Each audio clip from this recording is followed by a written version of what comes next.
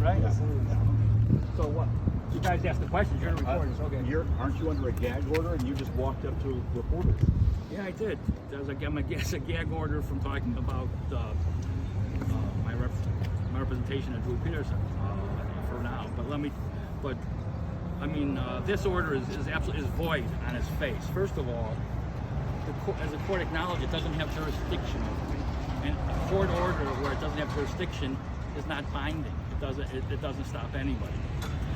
Second of all, and this is very important, when Drew filed his motion, his pro se motion, I think back in December, and even in this motion, he says that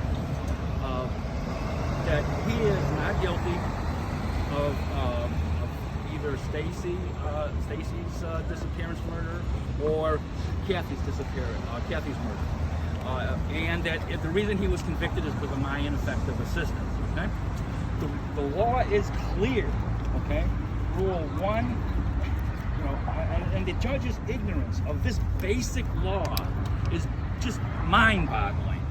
Rule 1.6b5, that a lawyer, they says, and it's in legalese, but what it says is that where a client makes an untrue charge against a lawyer, the privilege is waived as to the subject matter of that statement, and the lawyer can say whatever he needs to say to defend himself.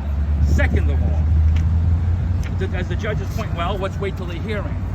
The committee comment, the Supreme Court's own comments to Rule 1.6b5, its comment 10 says, the lawyer's right to respond arises when the insertion has been made. It doesn't have to wait for a hearing.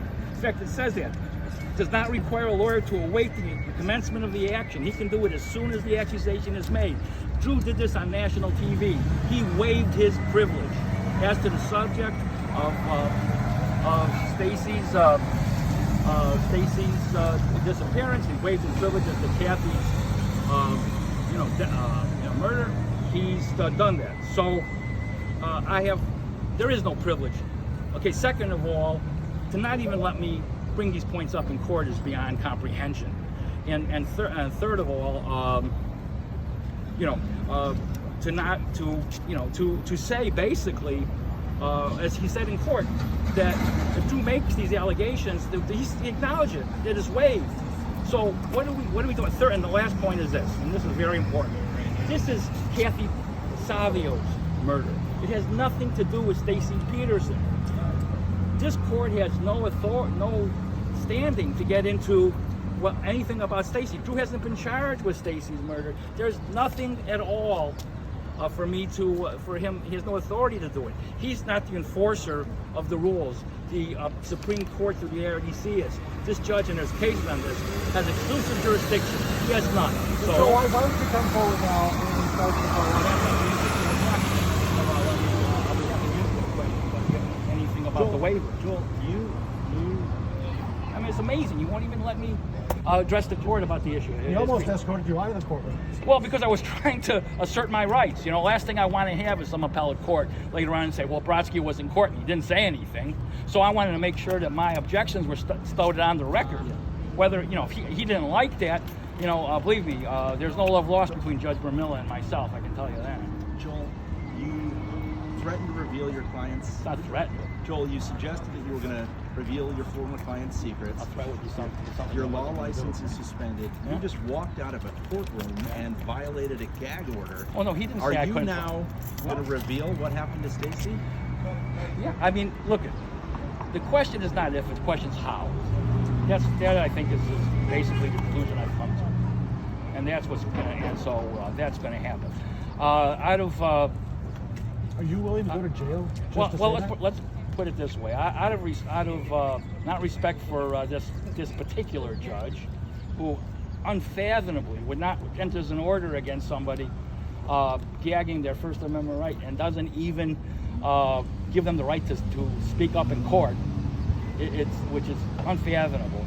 But out of respect for the legal system or the court itself, I'm going to first file a motion to vacate this. But does this make you more inclined to reveal? Well, I was already very inclined to read it. So,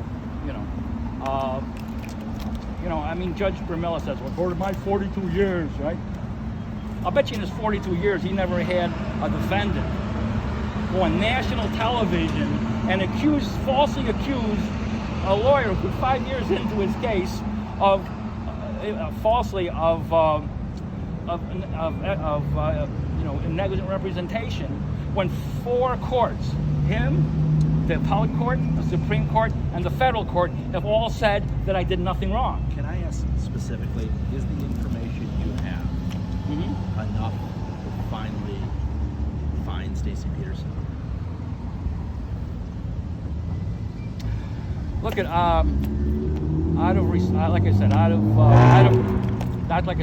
there's no. My opinion of Judge Bramilla is just been reconfirmed. So to be there, but out of, like I said, respect for the few fine judges that are out there, and there are a few. I'm going to first file the motion and set the arguments out in writing, and get the ruling. If it's not vacated, then in order to appeal an order, there has to be a violation. Contempt order has to be a violation. So. But what's the answer to the question? Is the information you have enough? Well, I think to I already Stacy? said that, didn't I? When you interviewed me before the order was entered, I already said that, right?